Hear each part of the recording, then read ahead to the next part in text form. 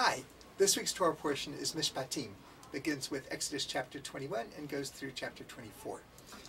There's one of the commandments in this portion is in chapter 23, verse 7. And the beginning of that verse reads simply, keep far away from a falsehood. Some translations say distance yourself from a falsehood, but the idea is keep far away from a falsehood. Rather odd wording, especially since elsewhere in the Bible, in Leviticus chapter 19, verse 11, it says, you shall not lie to one another. So why do we need both? And how are we to understand keep away from a falsehood? Keep far away from a falsehood. So one of the commentaries suggests that the one that we're talking about here, keep far away from a falsehood, refers to the context. If you look at the verses around that, the context has to do with a courtroom situation.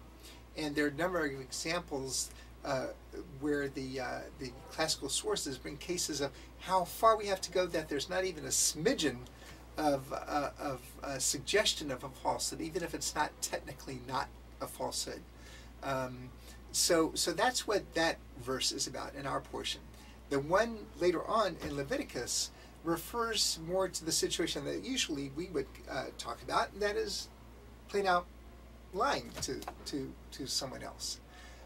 So that's the essential difference. I do want to mention that even with the verse in Leviticus that talks about lying to one another, there are a couple of stories in the Bible, and we might not have time to go into them right now, where we see that in certain situations it's permissible to not tell the whole truth or to tell a kind of a white lie in order to preserve shalom, in order to preserve peace.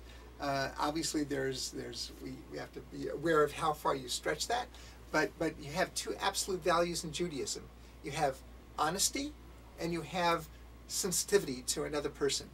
And so we see from the other commandment, Leviticus, actually not even so much from that commandment, but from a story in Genesis and a story and a couple of other stories, that there are situations where sometimes the absolute value of honesty needs to give in to the other absolute value of shalom, of peace. Have a great week.